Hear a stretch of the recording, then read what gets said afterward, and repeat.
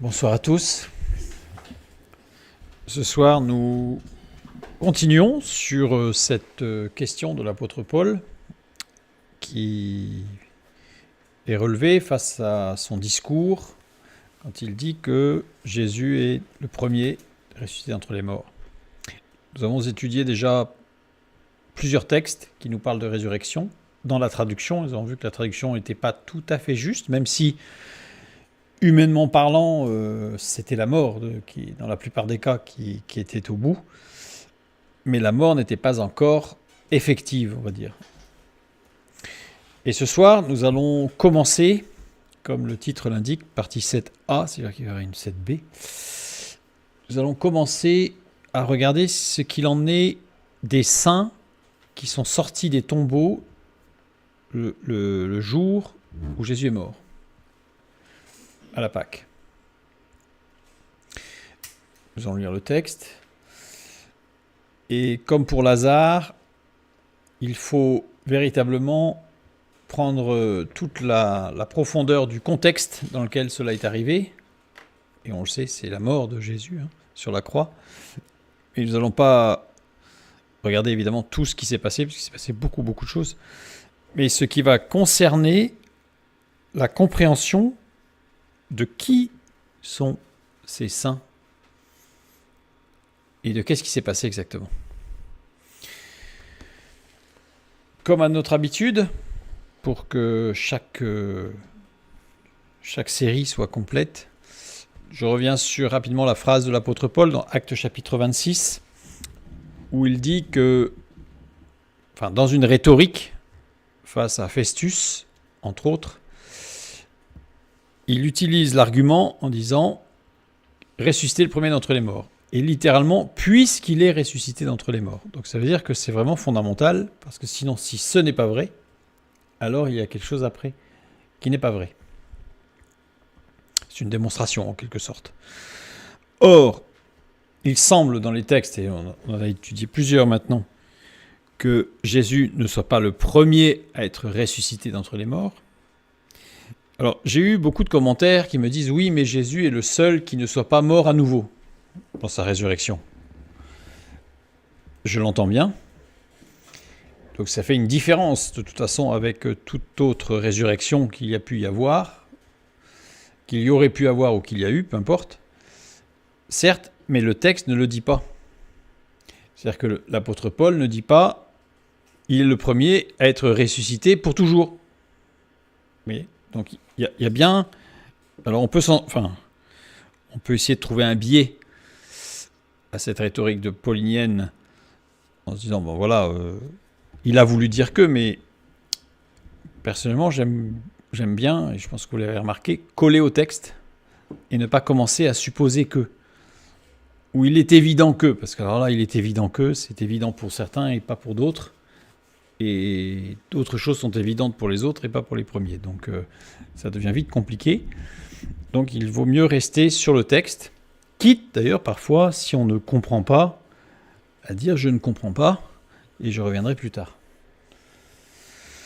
Donc là en tout cas, nous avons cette rhétorique paulinienne avec les exemples de l'Ancien Testament et du Nouveau Testament. Nous avions vu qu'il y avait dans l'Ancien Testament 3 résurrections, d'abord données dans le texte traduit, une résurrection effective à travers Élie, et c'était un jeune qui, étant en dépression sévère, était en asthénie, et il fallait une action divine pour revigorer son corps, donc il n'était pas mort, mais son corps était en asthénie, et il allait vers la mort. C'est une évidence. C'est ce que nous avions étudié. Le deuxième, c'est un enfant, donc une résurrection, une intervention divine en tout cas, au travers du prophète Élisée. L'enfant s'éteignait, il était en train de mourir, et l'intervention de Dieu avec l'action d'Élisée a tout inversé en lui. C'est-à-dire que le processus commençait à être engagé, et il y a eu une inversion de ce processus au travers de l'action de Dieu dans ce qu'a fait Élie. Le troisième de l'Ancien Testament, l'homme n'était pas mort, c'était celui qui avait été déposé de façon un peu violente, brutale, dans le tombeau d'Élisée, parce qu'il y a eu la guerre de déclarer. Donc l'homme n'était pas mort, dans la précipitation il devait être enterré, mais il fut déposé dans le sépulcre d'Élisée, brutalement. il réussit par la foi à se glisser sur le sol pour aller toucher les os du prophète décédé l'année précédente. Donc là encore, il était considéré mort, mais il ne l'était pas. En tout cas, le texte le montre clairement. Dans le Nouveau Testament, il y a 4 cas qui sont rapportés. Le premier, on a vu que le jeune homme était considéré mort par la foule et la mère n'avait pas pu empêcher l'inhumation, raison de ses pleurs, parce qu'en fait la mère savait qu'il n'était pas mort. Elle avait vu les éléments de vie en lui. La deuxième résurrection, c'est la jeune fille qui était en train de partir, très probablement atteinte d'un syndrome d'enfermement. Et sans l'intervention de Jésus, elle serait morte. Donc, quasiment dans chaque cas, sans intervention divine, ces personnes seraient mortes. Mais le processus de mort était engagé, mais il n'était pas abouti. Lazare était engagé dans un processus de mort, son corps était mort et son esprit sur le point de rejoindre l'au-delà. C'est-à-dire que là, on voit bien qu'on est encore plus in extremis. Humainement, il ne pouvait revenir, Jésus est intervenu in extremis. C'est-à-dire que à l'instant fatidique du non-retour. De toute façon, il y avait un non-retour humainement, mais où il était passé dans l'au-delà. Évidemment, Dieu n'a pas de limite, il est tout-puissant. À partir de poussière, il a fait un homme et il lui a donné la vie, Adam. Donc évidemment, la résurrection d'un corps, pour Dieu, n'est rien. Et aujourd'hui, nous allons regarder le dernier passage qui nous parle de résurrection. Mais avant, nous allons faire une petite remarque sur tous ces cas particuliers qui touchent à la mort, et qui touchent à la mort avec une intervention divine pour un retour à la vie. Une remarque importante. Les miracles de retour à la vie courante sont classés dans un ordre particulier dans l'Ancien Testament et dans le Nouveau Testament. C'est-à-dire que si on les prend tous, il y en a 6. Et en fait, si on les prend chronologiquement, il y a un ordre particulier. Le premier, le jeune homme est en dépression sévère, on vient de le voir. Le deuxième, l'enfant s'éteignait, était en train de mourir. Ensuite, on continue avec l'homme considéré mort. Alors lui, il était considéré mort, il n'était pas en train de mourir, il était considéré mort. Dans le Nouveau Testament, le premier du Nouveau Testament, dans Luc chapitre 7, le jeune homme était considéré mort par la foule, mais la mère avait vu un signe de vie. Donc là, tout le monde, pour tout le monde, il était mort, il était dans son cercueil, dans ce qui allait servir à l'enterrer. La jeune fille, dans Luc 8, était en train de partir et sans intervention de Jésus, elle serait morte. Ensuite, on a Jean 11 qui nous parle de Lazare. Lazare était engagé dans un processus de mort. Son corps était mort et son esprit sur le point de rejoindre l'au-delà. Qu'est-ce qu'on remarque en fait ? On remarque que les 6 textes présentant des circonstances de mort observées par des tiers décrivent des situations qui marquent les différentes étapes de passage de la vie terrestre au trépas, de la description d'un corps qui s'épuise à la description de l'instant où l'esprit quitte l'enveloppe terrestre. C'est-à-dire que les 6 textes, en plus 6, c'est pas anodin évidemment, là nous allons étudier le 7e, qui est la complétude, la complétude en Dieu, donne les différentes étapes de la mort. Parce que souvent quand on parle de la mort, il est mort. En fait, dans notre façon d'aborder la mort, en général, c'est juste un instant, on passe d'un état à un autre, mort. En réalité, la parole de Dieu nous montre que c'est un processus, la mort. La mort est un processus. Et les 6 descriptions qui nous sont données sont les 6 descriptions qui nous donnent tout le processus de la mort. Du corps qui s'épuise jusqu'à l'esprit qui quitte le corps parce que le corps et l'âme ne sont plus. Il n'y a plus de vie ou d'existence.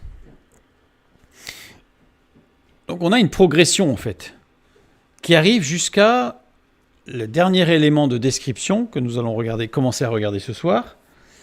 Et c'est intéressant de voir parce que il y a encore là quelque chose qui va être intéressant par rapport à ce qui va se passer à la Pâque sur la croix pour Jésus. Une fois de plus, bien entendu.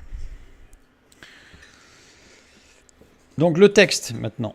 Notre texte, Matthieu chapitre 27, les versets 50 à 53. Jésus poussa de nouveau un grand cri et rendit l'esprit. Et voici, le voile du temple se déchira en deux, depuis le haut jusqu'en bas. La terre trembla, les rochers se fendirent, les sépulcres s'ouvrirent, et plusieurs corps des saints qui étaient morts ressuscitèrent. Étant sortis des sépulcres après la résurrection de Jésus, ils entrèrent dans la ville sainte et apparurent à un grand nombre de personnes. Dans ce texte, il y a beaucoup de choses qui sont intéressantes et curieuses et qui attirent nos regards.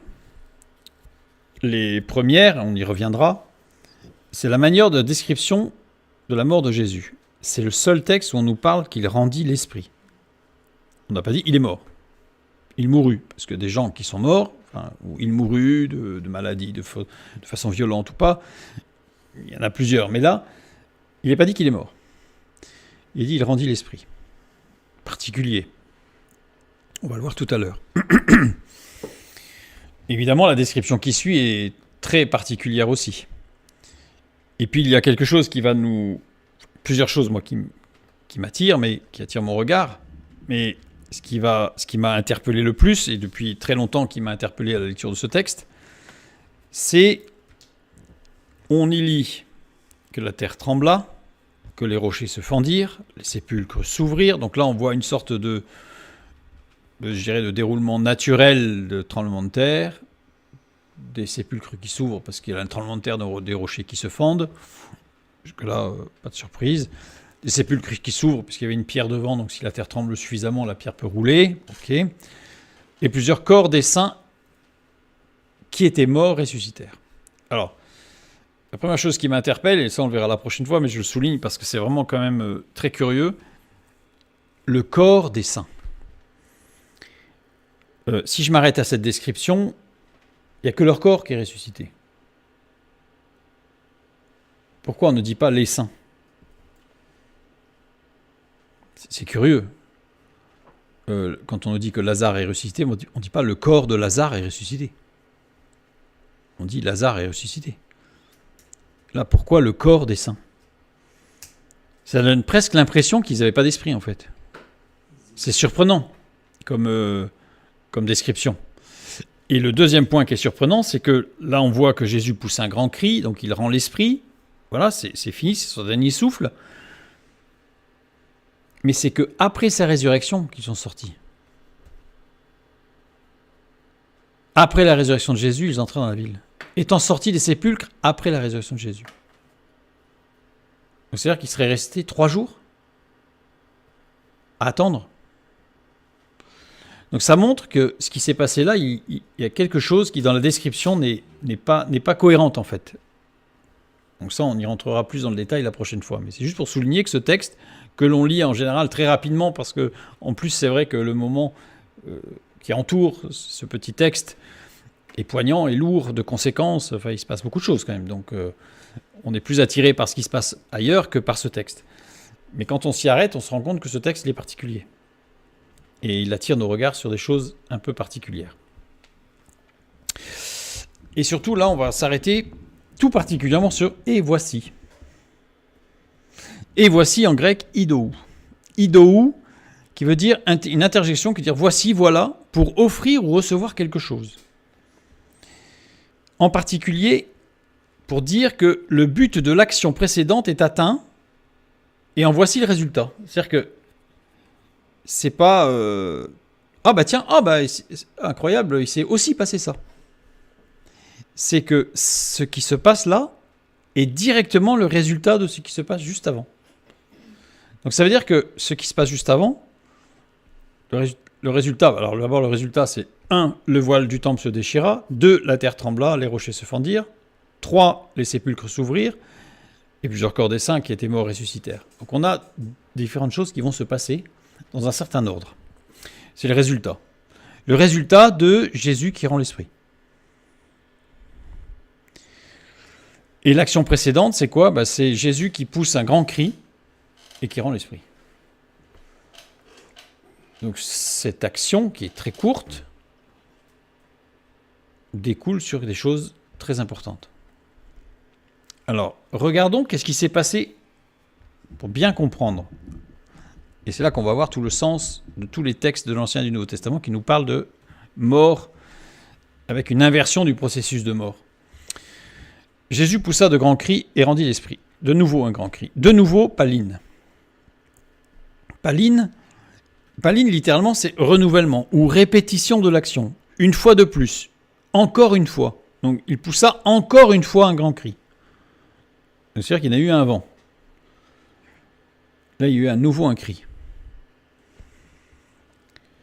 La première fois, c'était lequel?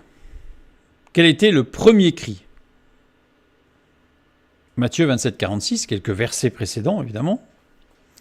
Et vers la 9e heure, Jésus s'écria d'une voix forte, « Eli, Eli, lama sabachthani », c'est-à-dire « Mon Dieu, pourquoi m'as-tu abandonné ?» Ça, c'est le premier cri. Nous allons nous arrêter un tout petit peu sur ce premier cri. « Eli, Eli, lama sabachthani », c'est une citation des psaumes de David. Le psaume 22, le verset 1.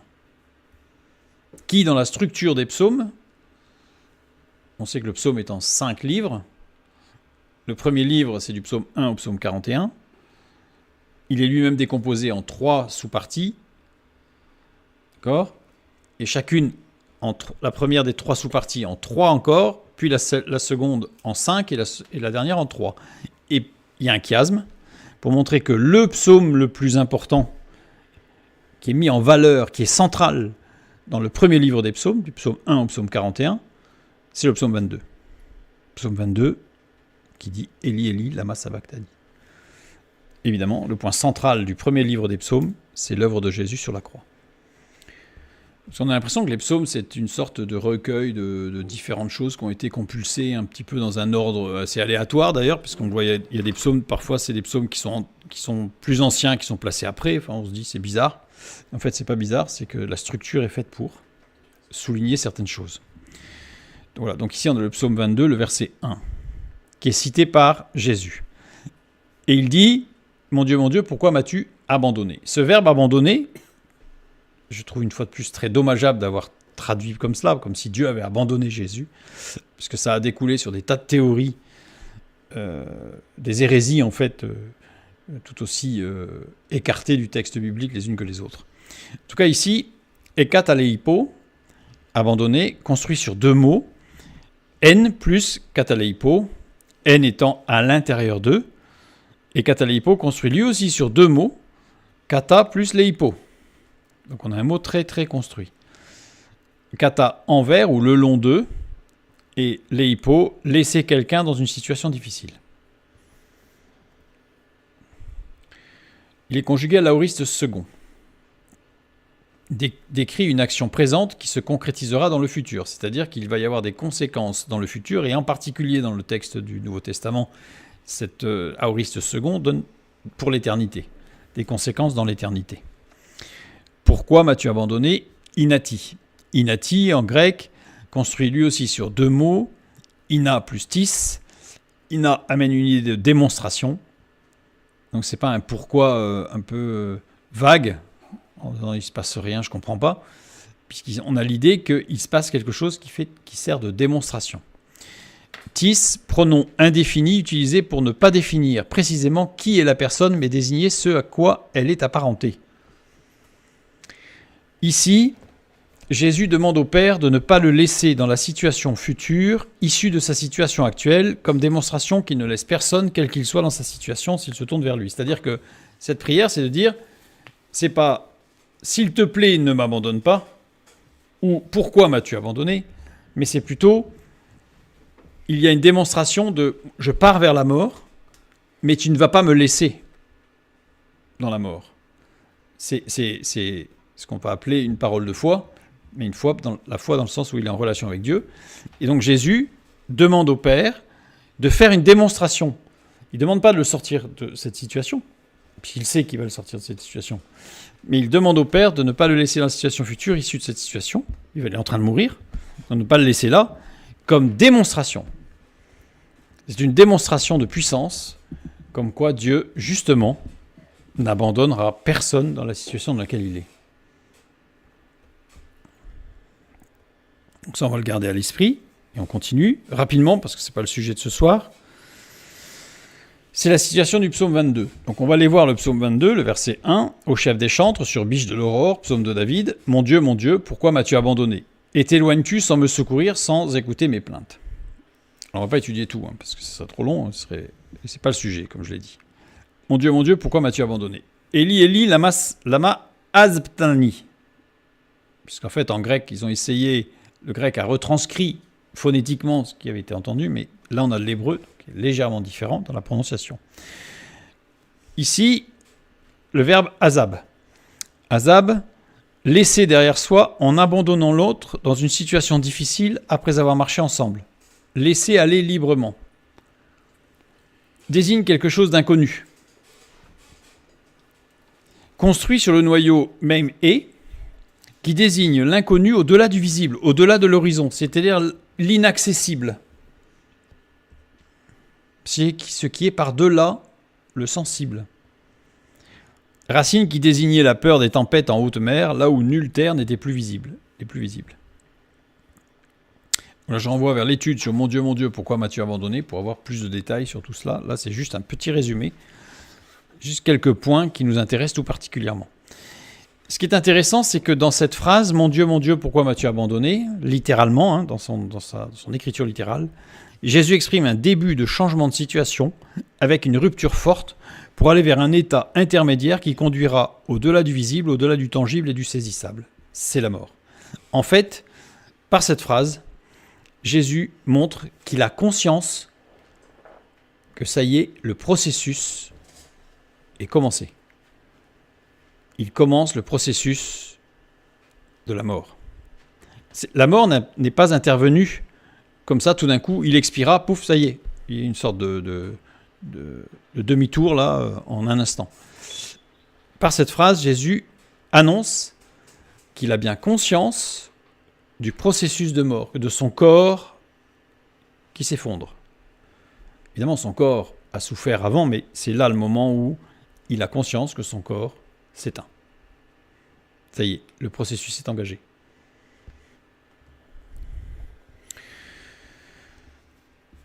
On va revenir sur ce texte. Jésus poussa de nouveau un grand cri et rendit l'esprit. Et on va le regarder, ce texte, dans les 4 évangiles.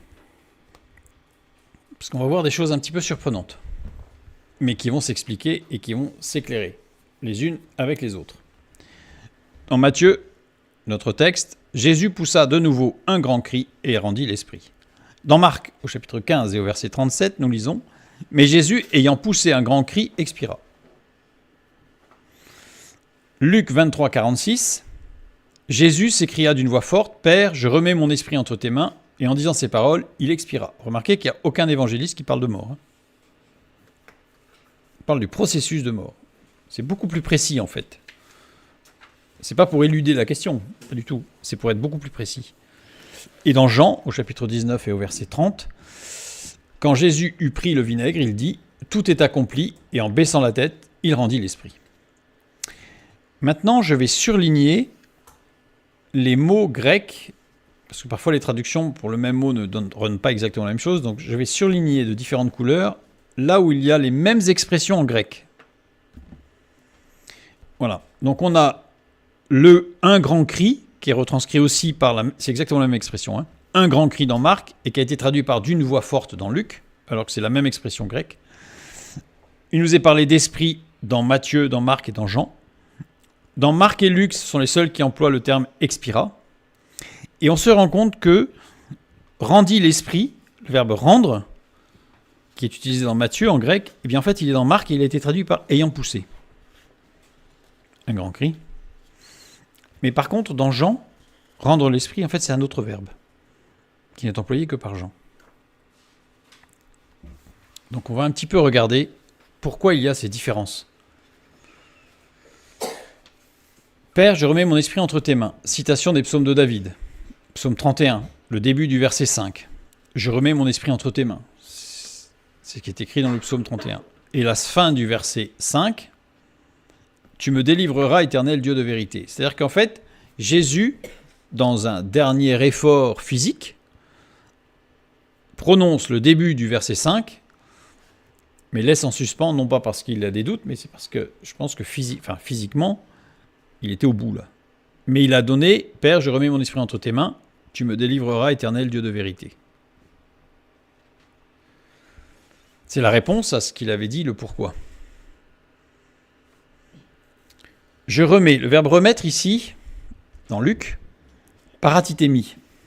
Paratithémie, qui veut dire offrir, confier. Je remets maintenant dans le psaume 31, c'est-à-dire en hébreu, pour voir la transcription, parce que quelque part c'est une traduction dans le Nouveau Testament, en grec, évidemment inspiré par le Saint-Esprit. Mais regardons en hébreu, pakad. Pakad, qui veut, au radical ifil, qui veut dire déposer aux soins de. Je dépose mon esprit aux soins de son Père. Il dépose son esprit aux soins de Dieu le Père. Et surtout, ces deux expressions, paratithémie et pakad en hébreu, portent la notion de quitter, se séparer de quelque chose. C'est-à-dire que là, on est dans la phase finale du processus de mort, où l'esprit va quitter le corps. Donc Jésus, en fait, a une totale conscience de ce qui se passe. Il ne s'est pas offert et il est mort, mais c'est que ça va plus loin, c'est qu'il a gardé la conscience, et c'est la raison pour laquelle il n'a pas voulu boire le vinaigre qu'on lui a voulu lui donner quand il a dit qu'il avait soif, parce qu'il voulait rester dans cet état de conscience totale. Et il a assumé totalement ce qu'il faisait sur la croix.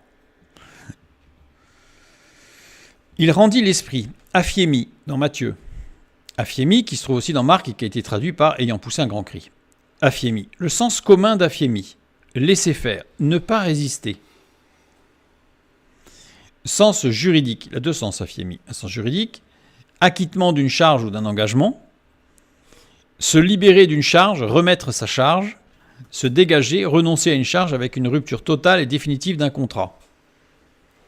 Donc en fait, on y voit bien ici pourquoi aphiémi a été utilisé dans Marc. C'est parce qu'en fait, il n'a pas résisté, il n'a pas essayé de ne... Vous savez, on dit parfois qu'il y a des personnes qui s'accrochent à la vie pour essayer de ne pas mourir parce qu'ils sentent que la mort les gagne. Mais Jésus n'a pas cherché à se battre contre la mort. Il était venu pour ça. Mais il n'a pas accéléré non plus. Mais quand le moment est venu, il est venu. Et il l'a assumé pleinement. Donc il n'a pas résisté. C'est pour ça que c'est dans Marc utilisé aphiémi. Par contre, dans Matthieu, c'est aussi utilisé parce que d'un point de vue, je veux dire, juridique, rupture de contrat, c'est-à-dire, ça y est, l'esprit va partir. Une rupture. Rupture complète. C'est fini. C'est fini. Voilà. Ayant poussé ici, c'est laisser faire, ne pas résister. Il expira. On va retrouver dans Marc et dans Luc. Le verbe expirer ici, c'est ekpneo. Ekpneo, rendre son dernier souffle. Différent de expsucho. Expsucho, qui est parfois traduit par expirer aussi, malheureusement, puisque c'est perdre conscience, sombrer dans un coma profond. C'est pas du tout la même chose. Ce n'est pas du tout la même chose. On a un exemple dans Acte 12, 23, quand il est dit « Au même instant, un ange du Seigneur le frappa parce qu'il n'avait pas donné gloire à Dieu et il expira rongé des vers. » Expirer ici, c'est le roi Agrippa, qui se faisait haranguer. Le roi Agrippa n'expira pas dans le théâtre où il venait de prononcer son discours, mais encore vivant, précise Luc, précise Luc, qu'il sombra dans l'inconscience. Ex-psycho. En plus, c'est Luc. Luc était médecin. Il fait très attention aux termes qu'il emploie. Ça, on le sait tout particulièrement parce que selon les précisions données par Flavius Joseph, il ne devait mourir que 5 jours plus tard. Et là, on le retrouve, j'ai donné les références. Donc ça, en fait, c'est bien, il a perdu connaissance.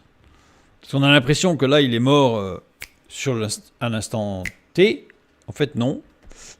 Il est tombé inconscient et c'est 5 jours plus tard qu'il est mort. Et donc là, pour Jésus, c'est pas ex-psycho, donc il n'est pas tombé dans l'inconscience. C'était son dernier souffle. Ce dernier souffle que parfois on appelle le dernier soupir. C'est-à-dire c'est vraiment les poumons qui se vident complètement. Pour ceux qui ont assisté, qui ont veillé, qui ont accompagné quelqu'un qui était en train de mourir et qui ont entendu ce dernier souffle, il est très particulier. C'est vraiment un souffle où il n'y a pas de retour en fait. C'est la cage thoracique qui se vide complètement. Il n'y a plus de réserve pulmonaire, il n'y a plus rien, c'est fini. C'est très particulier. Donc là, c'est vraiment ce dernier souffle. Donc il est mort. C'est fini là. Dans Jean, ce qui a été traduit par « il rendit l'esprit », on n'a pas le même mot. on a paradidomie. Paradidomie et non pas aphiémie. Pourquoi?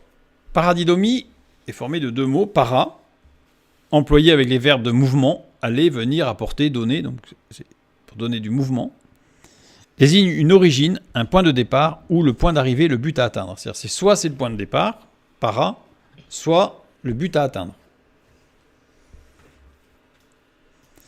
Et didomie, donner quelque chose à quelqu'un.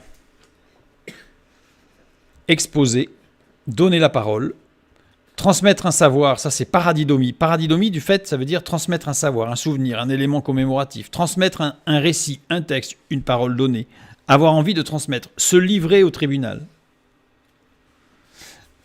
C'est-à-dire que Jésus, ici, c'est vraiment dans une totale conscience, c'est ça que je voulais souligner, c'est que c'est une totale conscience de ce qu'il a fait. L'œuvre de la croix, il ne s'est pas lancé dans une aventure, Jésus. Et une fois que c'était lancé, de toute façon, ce n'était pas arrêtable. Il a vraiment assumé à la dernière fraction de seconde la totalité de ce qui se passait autour de lui et en lui.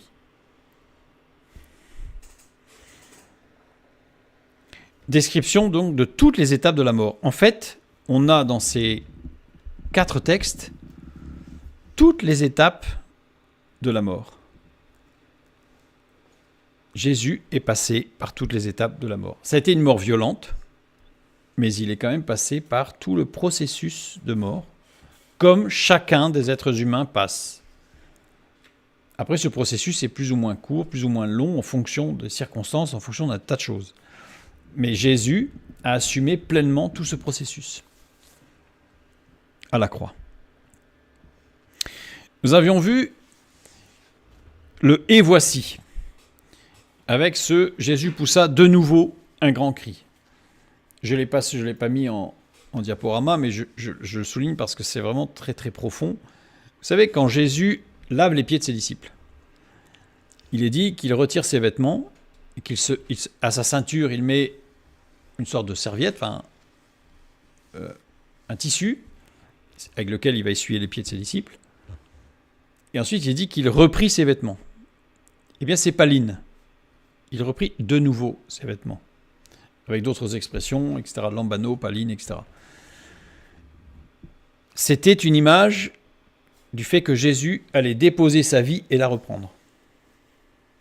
Et donc là, c'est la même chose, on retrouve cette résonance par rapport à Jean, du chapitre 13 au chapitre 17, qui sont en même temps la parfaite concrétisation du Lévitique, de la moitié du livre du Lévitique, condensé dans ces chapitres 13 à 17 de Jean, que Jésus va accomplir en tant que sacrificateur parfait. Mais tout est parfait en fait.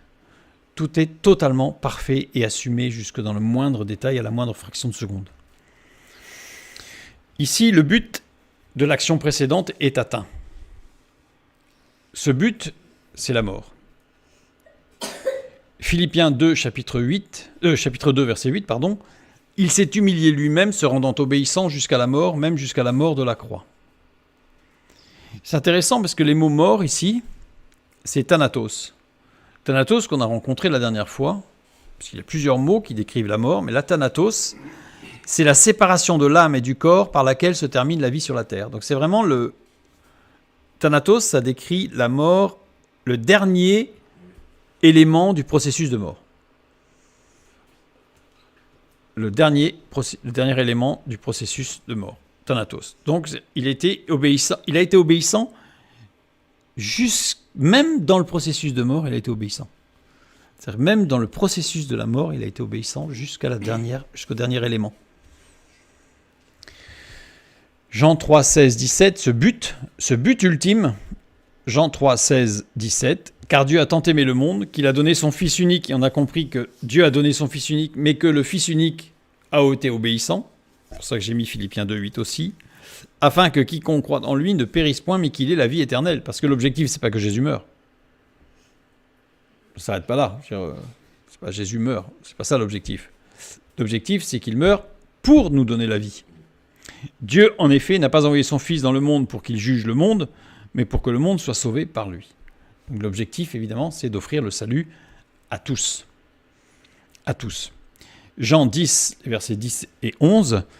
Le voleur ne vient que pour dérober, égorger et détruire. Moi, je suis venu afin que les brebis aient la vie et qu'elles soient dans l'abondance. Je suis le bon berger donne sa vie pour ses brebis. Une traduction que, alors là, qui fait bondir, parce que le verbe être ici, qu'elle soit dans l'abondance, c'est écho qui veut dire avoir, détenir. Donc littéralement, je suis venu afin que les brebis aient la vie et qu'elle l'ait en abondance. Et non pas qu'elle soit dans l'abondance. Ça change tout. Ça change tout, parce que l'évangile de prospérité, etc., non, ce texte-là ne dit pas ça du tout. Ce texte dit que je suis venu pour que mes brebis aient la vie et qu'elle l'ait en abondance. Dès le tout début de son ministère terrestre, Jésus apporta la vie. Son ministère terrestre a commencé quand ? Il avait quel âge ? Il avait quel âge ? Oui, il n'était pas né, oui.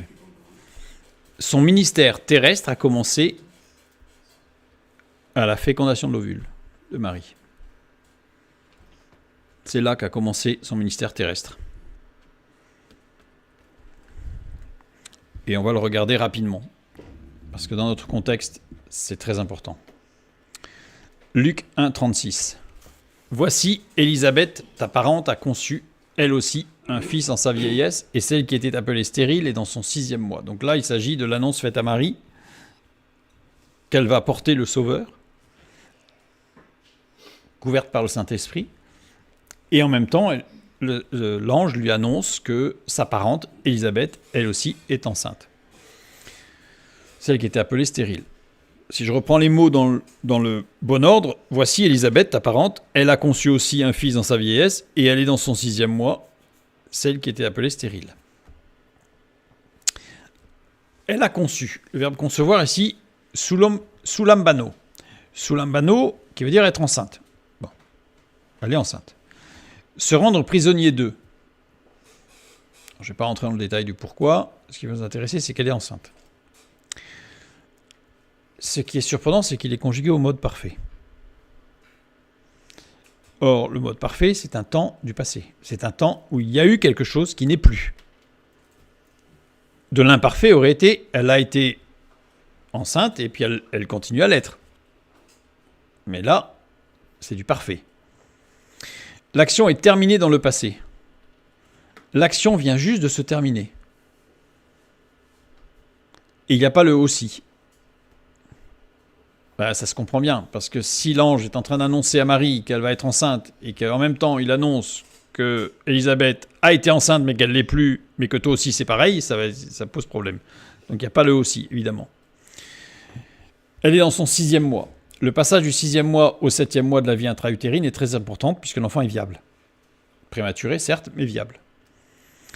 Passage du 6e jour au 7e jour de la création, on y trouve ce modèle du passage du 6 au 7.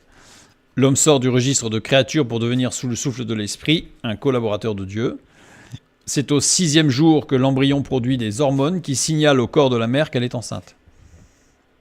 Je mets entre guillemets, puisque tout ça c'est simplifié bien sûr, mais ça veut dire que la mère n'est pas forcément consciente qu'elle est enceinte, mais son corps prend conscience que ça y est, elle est enceinte, donc il va se passer beaucoup de choses, avant même qu'elle-même ait conscience d'eux.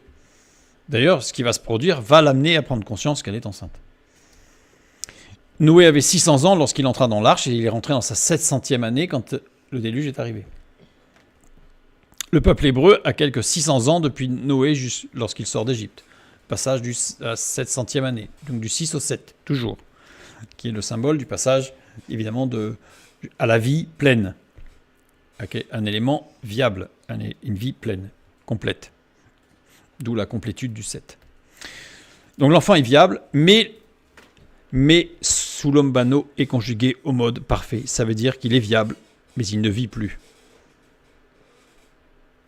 Elle n'est plus enceinte d'un fœtus vivant.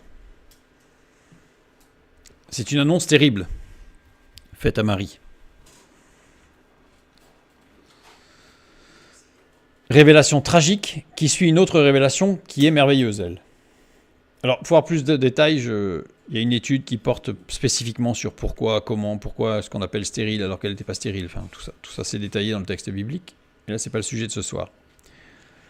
Luc 1, 30 à 35, nous lisons. L'ange lui dit, « Ne crains point, Marie, car tu as trouvé grâce devant Dieu.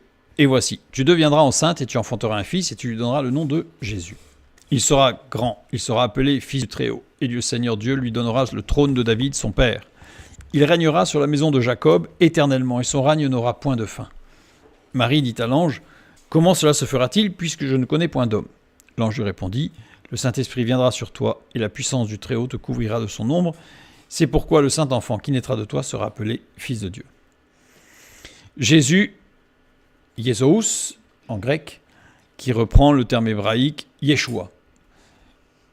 À chaque fois que j'emploie ce mot, j'ai toujours des commentaires pour me dire « Mais non, c'est pas Yeshua, c'est Yehoshua, c'est enfin, il y a plusieurs noms. » Je dis que c'est Yeshua parce qu'il s'applique à toutes les prophéties bibliques et en particulier il est porteur des 7 flammes qui allument les sept supports de la menorah, du chandelier à 7 flammes. Et il est aussi rempli des 7 esprits de Dieu, etc. etc., etc. Donc c'est voilà. Donc il n'y a pas d'autre possibilité. Yeshua, il est le salut, il sauve. Il sauve, il donne la vie. Luc 1, 37, car rien n'est impossible à Dieu. Luc 1, 39, dans ce même temps, Marie se leva et s'en alla en hâte vers les montagnes dans une ville de Juda. Pourquoi s'est-elle pressée ? Elle vient d'apprendre que sa parente, Élisabeth, qui était enceinte, ne l'est plus, qu'elle va porter le Messie, et elle part, presque en courant, dans les précipitations. Parce qu'elle a compris. Parce que la traduction « car rien n'est impossible à Dieu », adunathéo, est conjuguée au futur. Ce n'est pas dit « car rien n'est impossible à Dieu », c'est dit parce que rien ne sera impossible à Dieu. Sous-entendu, Marie, il faut que tu y ailles. Il faut que tu y ailles. Le verset 38, Marie dit, « Je suis la servante du Seigneur, qu'il me soit fait selon ta parole. » Et l'ange la quitta. Qu'il me soit fait. Moi, décliné au datif, assume les valeurs d'instrumental et de locatif. C'est-à-dire que je sois un instrument. Donc on voit vraiment une position de servante qui accepte d'être un instrument entre les mains de Dieu. Et un locatif, évidemment, puisque c'est en elle. Donc c'est logique. Marie a pris conscience que Dieu l'invite à accepter une action en elle et une action au travers d'elle. La conception du Fils de Dieu, c'est le locatif, l'action en elle. Et instrumentale, une action au travers d'elle, devenir une servante de Dieu comme tout un chacun. Nous sommes tous appelés à devenir des serviteurs et des servantes de Dieu. Car rien ne sera impossible à Dieu. Rien, ou plus passe, plus réma. Il y a 3 mots qui ont été traduits par rien. Ou exprime une incapacité totale, une négation absolue. Absolument rien ne sera impossible à Dieu. Passe tout en comptant chaque unité, mais aussi chaque ensemble et le tout. C'est-à-dire que rien, absolument rien, dans le moindre détail, y compris dans les ensembles, les sous-ensembles, tout ce qu'on peut imaginer comme partie, sous-partie, contenant, contenu, tout ce qu'on veut. Il n'y a rien. Et réma, une parole faite sienne dans une relation à 2 avec Dieu. C'est-à-dire que c'est dans la relation avec Dieu que rien n'est impossible. Ce n'est pas dans une proclamation parce qu'on a lu un livre ou qu'on croit très fort quelque chose. C'est dans la relation avec Dieu que rien n'est impossible. Et qu'il me soit fait selon ta parole, réma justement, décliné au génitif. Génitif donne les notions d'appartenance, de partition, d'origine. C'est la parole de Dieu l'origine. C'est pas ma foi, c'est pas ma volonté, c'est pas mon travail, c'est pas mon énergie, c'est Dieu, la parole de Dieu. Désigne une parole que Marie fait sienne avec cette marque profonde que cette parole provient de Dieu et lui appartient.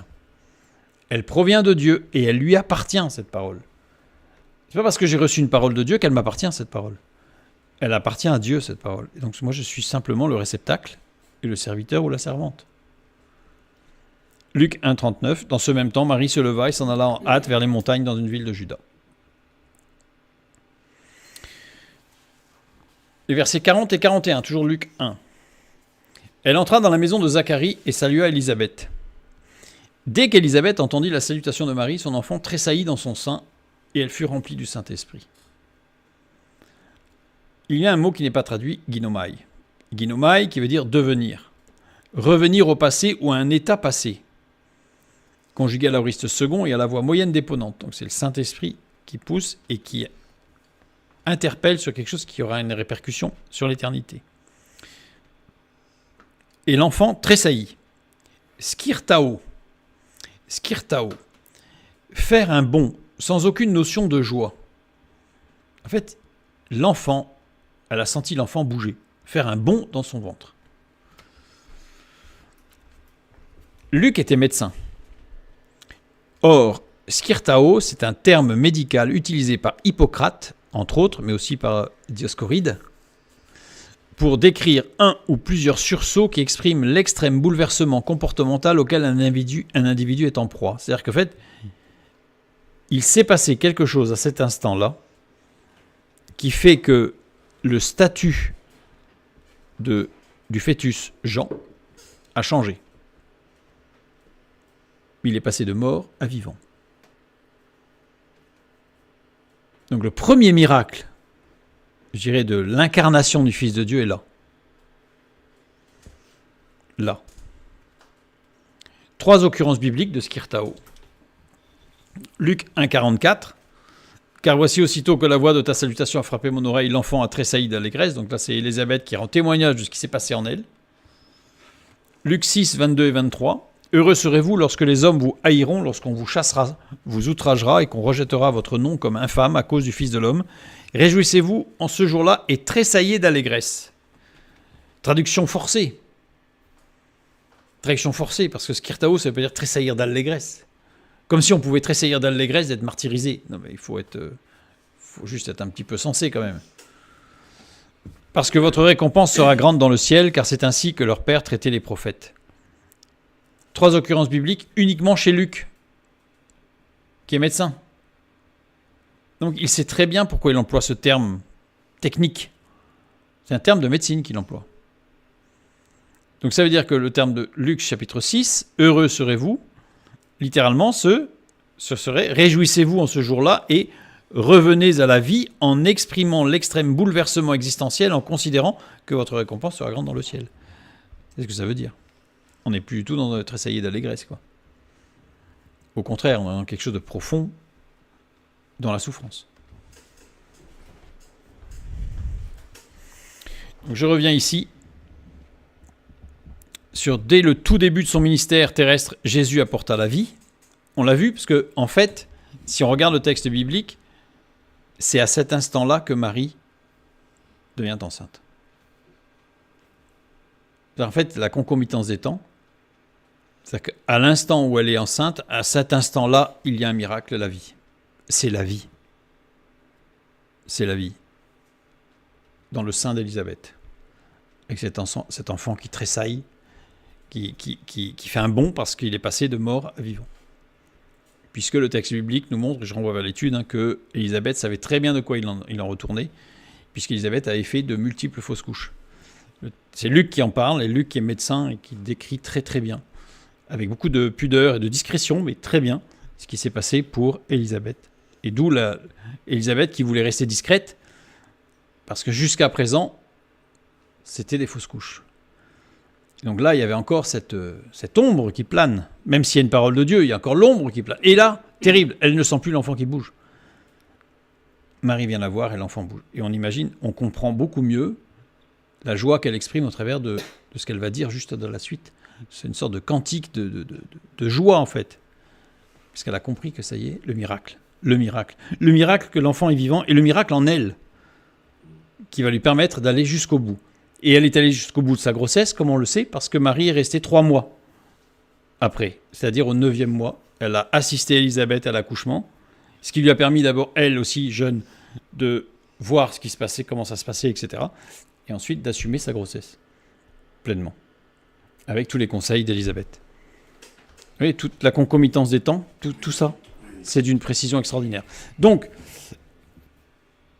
cette phrase « et voici » montre qu'il y a un but qui a été atteint. But de la vie. En fait, c'est curieux parce que c'est le but du ministère de Jésus, c'est la mort, mais pour la vie. C'est curieux. Et on a vu que cette mort, elle était pleinement assumée, consciente dans le moindre détail, pour apporter la vie à tous. Parce que tant que Jésus était sur terre, ceux qui recevaient la vie, c'est ceux qui le côtoyaient. Mais à partir du moment où il a quitté cette parenthèse terrestre, la vie est accessible à tous. À tous. Voilà le contexte. Et ici, dès le tout début de son ministère terrestre et jusqu'au dernier instant de celui-ci, Jésus apporta la vie. Jésus apporta la vie. C'est tout le message de ce que dit Jésus sur la croix,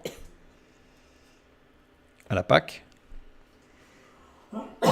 Et juste après, nous lisons Matthieu 27, 50 à 53. Il poussa un grand cri et rendit l'esprit. Voilà. Et voici, le temple de Dieu se déchira en deux depuis le haut jusqu'en bas. C'est-à-dire qu'en fait, ce voile qui séparait le lieu saint du lieu très saint, il s'ouvre, donc il n'y a plus de séparation d'avec Dieu. Il s'ouvre d'en haut vers le bas, c'est-à-dire que l'ouverture, l'accès se fait de Dieu vers les hommes et non pas des hommes vers Dieu. C'est-à-dire que ce n'est pas par nos propres efforts ou quoi que ce soit qu'on va y arriver, par l'intelligence ou ce qu'on veut. C'est Dieu qui a tout fait, tout est accompli. La terre trembla, les rochers se fendirent, les sépulcres s'ouvrirent et plusieurs corps des saints qui étaient morts ressuscitèrent. La vie. Étant sortis des sépulcres après la résurrection de Jésus, ils entrèrent dans la ville sainte et apparurent à un grand nombre de personnes. Et là, maintenant que nous avons vu le contexte, nous regarderons très précisément ces quelques lignes la semaine prochaine pour voir de quoi il en retourne, qui sont ces saints, parce qu'on va savoir qui sont ces saints. On va savoir suffisamment, en tout cas on ne va pas avoir leur nom quand même, ni leur adresse, mais on va savoir qui ils sont, et on va savoir pourquoi, et on va savoir comment. Que Dieu vous bénisse, et à bientôt.